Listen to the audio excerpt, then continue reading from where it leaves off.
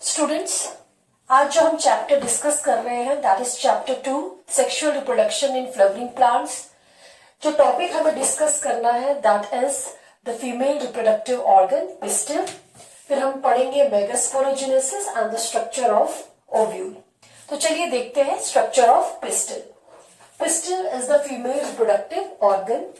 So I have drawn the female reproductive organ here, and it has three important parts. This is stigma, then style, and the basal swollen portion is known as ovary. ये सब आपने basic पढ़ा है अपनी junior classes में। ये देखते हैं हम, जो स्टिग्मा है it is a platform. Stigma एक प्लेटफॉर्म है जहां पोलन ग्रेन क्या करता है बेटा, लैंड करता है। ठीक है, तो it is a landing platform. Then we have a thin filament tube like structure which is known as style, and then a swollen portion which is known as ovary. So the pistil, it contains stigma, style and ovary.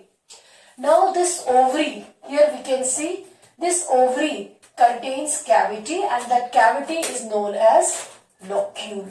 ये ध्यान रखेंगे।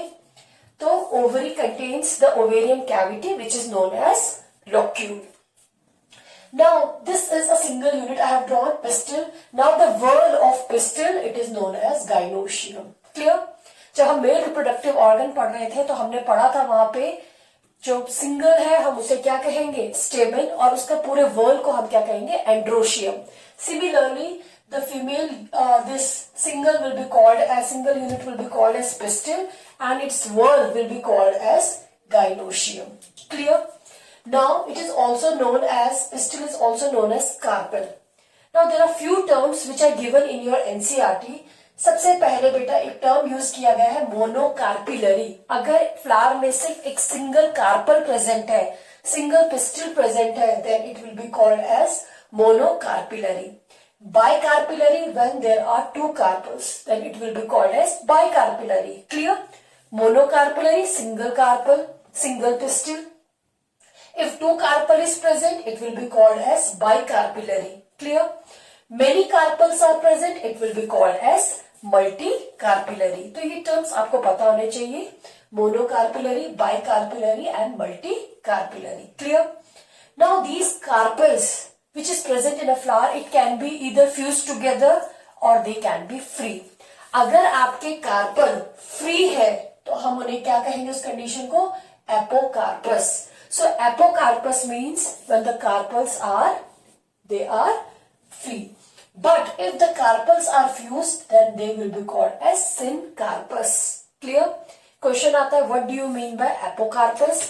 When the carpels are free. When the carpels are fused, they will be called as syncarpus. Clear? Second, आपकी book में कुछ examples दिए हैं, वो examples आपको आने चाहिए। आ सकता है आपके एग्जाम में, give an example of apocarpous. Apocarpous का एग्जाम्पल है बेटा मिचेलिया। ये जो मिचेलिया है इसका डायग्राम एनसीईआरटी में दिया गया है, आप एक बार उसको देखेंगे। तो michelia, it is apocarpous, it means there the carpels are free. But अगर आपसे सिनकार्पस का एग्जाम्पल पूछा जाए तो वहां पे आप कहेंगे पेपेवर। पेपेवर में जो कार्पल्स होते हैं they are fused, and these diagrams are given in your NCERT. Clear? तो अभी तक हमने क्या देखा, जो फीमेल रिप्रोडक्टिव ऑर्गन है उसे हम कहते हैं पिस्टिल। इसके पूरे वर्ल को हम क्या कहेंगे बेटा, गाइनोशियम। क्लियर? ये जो पिस्टिल है या कार्पल है, इसके तीन इंपॉर्टेंट पार्ट्स है, stigma, style and ovary. Stigma जो है it is the landing platform for the pollen grain. Pollen grains उड़ के जब आएंगे वो कहाँ लैंड होंगे, वो लैंड होंगे स्टिग्मा पर। ये आपको ट्यूब लाइक स्ट्रक्चर दिख रहा है, that is known as style, और नीचे जो स्वलन पोर्शन है इट इज ओवरी। ओवरी में कैविटीज प्रेजेंट होती है जिसको हम क्या कहते हैं, लॉक्यूल। क्लियर? अब ये जो ओवरी है, ओवरी के अंदर क्या प्रेजेंट है, ओवरी के अंदर बेटा प्रेजेंट होगा ovule. So here we will see ovule which is present inside the ovary. Ovary में बेटा यहाँ पे प्लेसेंटा होगा, और प्लेसेंटा से क्या अटैच्ड होगा, ओव्यूल अटैच्ड होगा. So inside the ovary is present the ovule.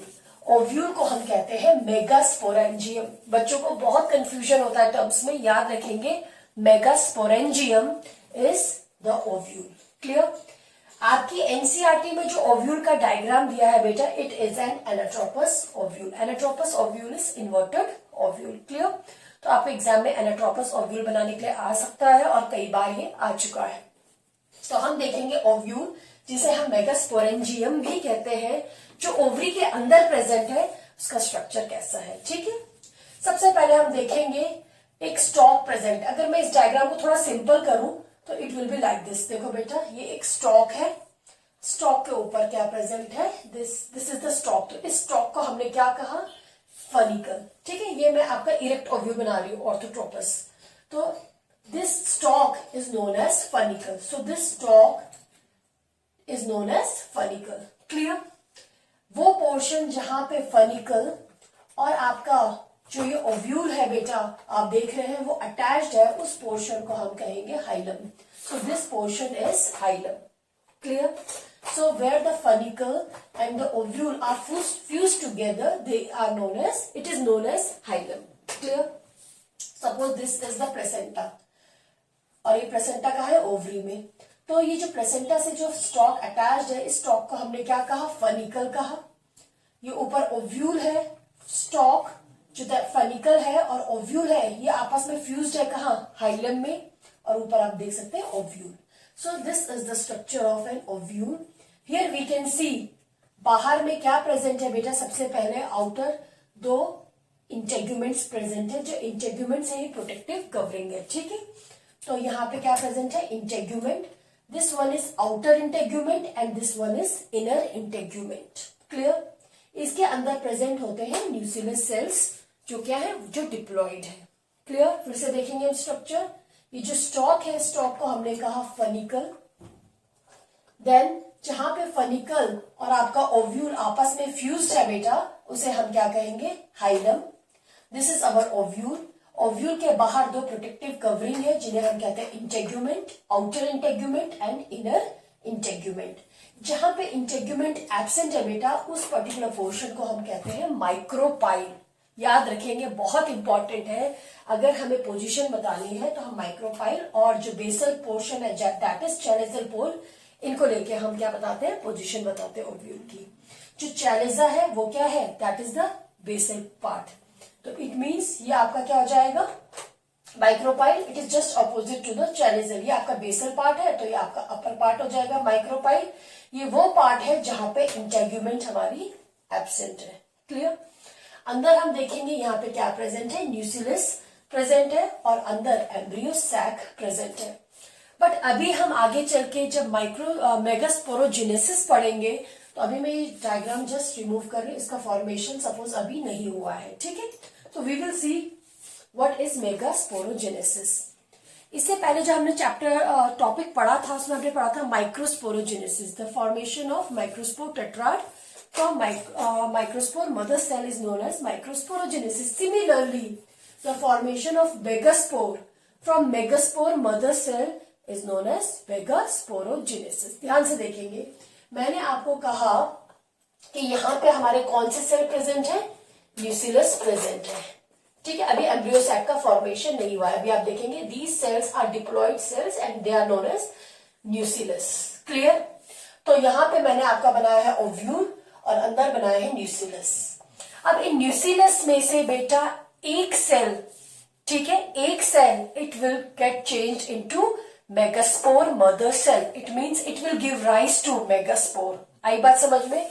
तो ये डायग्राम मैंने यहाँ बनाया है, यहाँ पे आप देखेंगे, फोकस करिए यहाँ पे।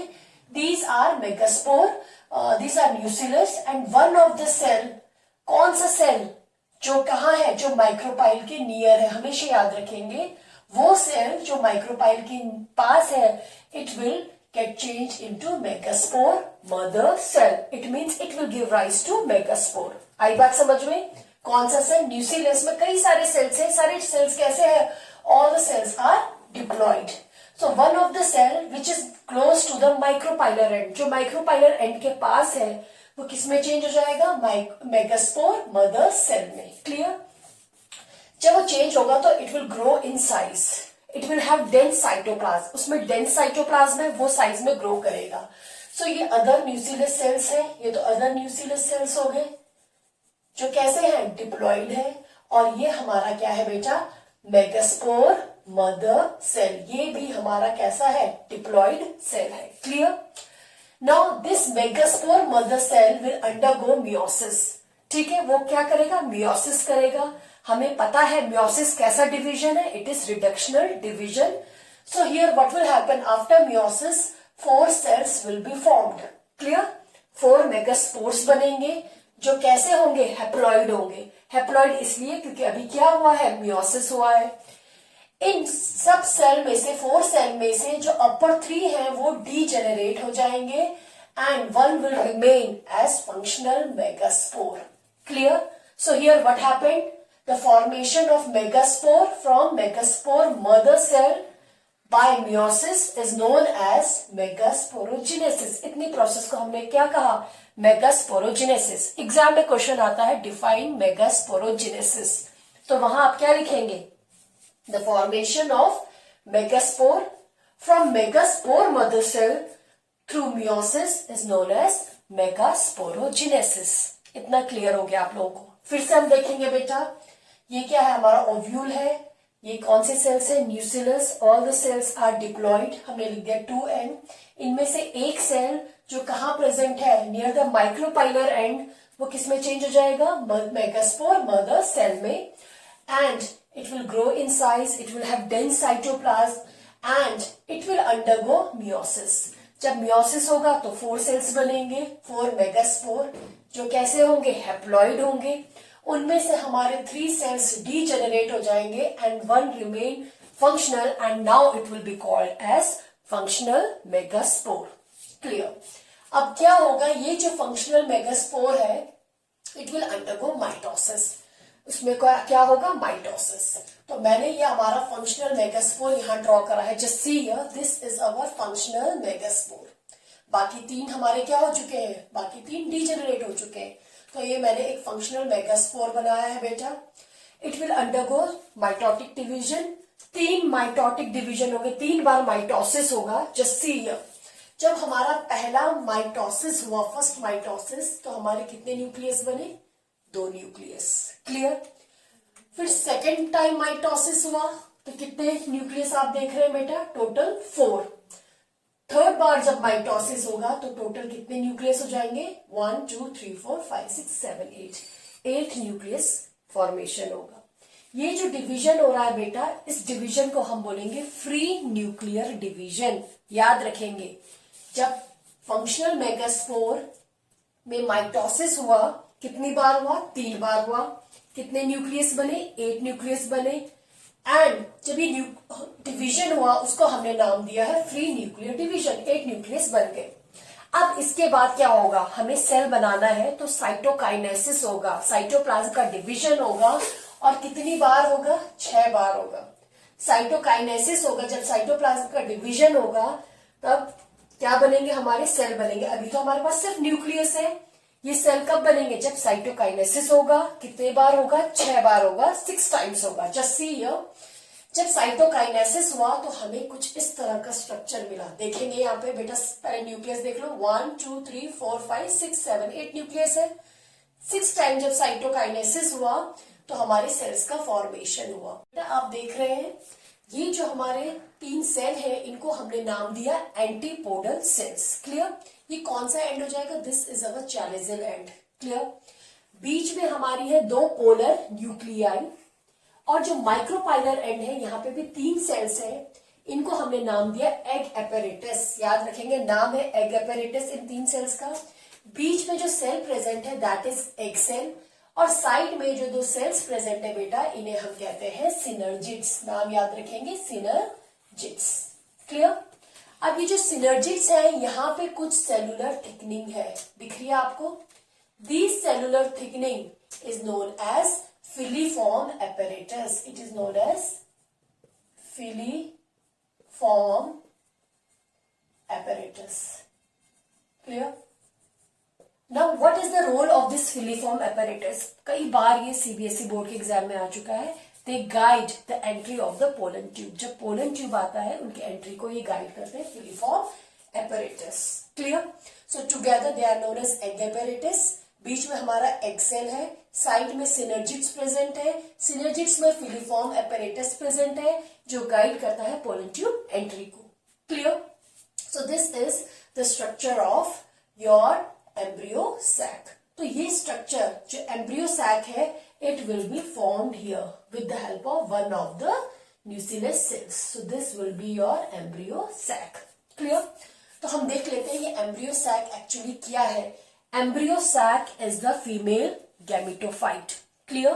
Female gametophyte is embryo sac. जैसे हमने वहां जब हम मेल रिप्रोडक्टिव ऑर्गन पढ़ रहे थे तो हमने पढ़ा था मेल गैमेटोफाइट क्या है, it is the pollen grain. Similarly the female gametophyte here is embryo sac. Clear? Ovule is not gametophyte. Ovule क्या है, it is megasporangium. Ovule is megasporangium and embryo sac is female gametophyte. Embryo sac बनाने के लिए अगर आएगा बेटा तो आप कैसे बनाएंगे, just see here, this is the chalizial end, suppose this is chalizial end, chalizial pole कह सकते हैं, this is micropylar end।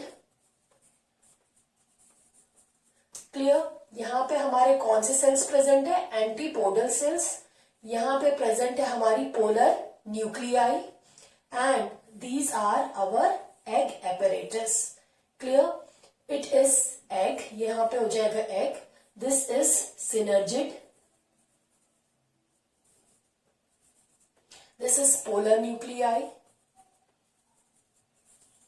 and this is your antipodal cell. This is our female gametophyte और embryo sac.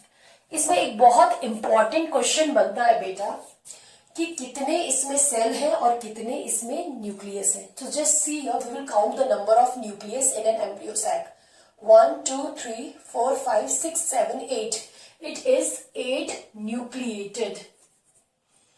8 nucleated and cells 1 2 3 4 5 6 6 cell हो गए। और ये बीच में बेटा आप देखेंगे ये जो बड़ा सा सेल है, it is the central cell. तो टोटल कितने सेल हो गए, 7। 1 2 3 4 5 6 एंड 7 सेल। तो जो एम्ब्रियो सैक है, it is 8 nucleated 7 cell. Clear? याद रखेंगे, कोई कंफ्यूजन नहीं होना चाहिए। It is 8 nucleated 7 cell. दूसरी इंपॉर्टेंट चीज बेटा इसमें, बिगेस्ट सेल कौन सा है, तो ये जो सेंट्रल सेल है, it is the biggest cell, central cell. Clear? So this is the structure of an embryo sac. Clear? एक और चीज मैं आपको बताना चाहूंगी बेटा, ये जो डेवलपमेंट हो रहा है मेगास्पोर का, it is called monosporic development. ये याद रखेंगे। Why this type of development is known as monosporic development, क्योंकि हमने देखा यहाँ पे क्या हो रहा है, सिर्फ एक आपको क्या मिल रही है, फंक्शनल मेगास्पोर मिली जिसका फर्दर डेवलपमेंट हुआ। क्लियर? हमने देखा था न्यूक्लियस से क्या बना, मेगास्पोर, मदर सेल बनी एक, जिससे मियोसिस हुआ और हमें कितने सेल्स मिले थे, 4 मेगास्पोर, जिसमें से 3 डिजेनरेट हो गए, फंक्शनल मेगास्पोर रहा। ये जो फंक्शनल मेगास्पोर है बेटा, फर्दर इसी का डेवलपमेंट हुआ, इसीलिए इस तरह के डेवलपमेंट को हम कहते हैं मोनोस्पोरिक डेवलपमेंट।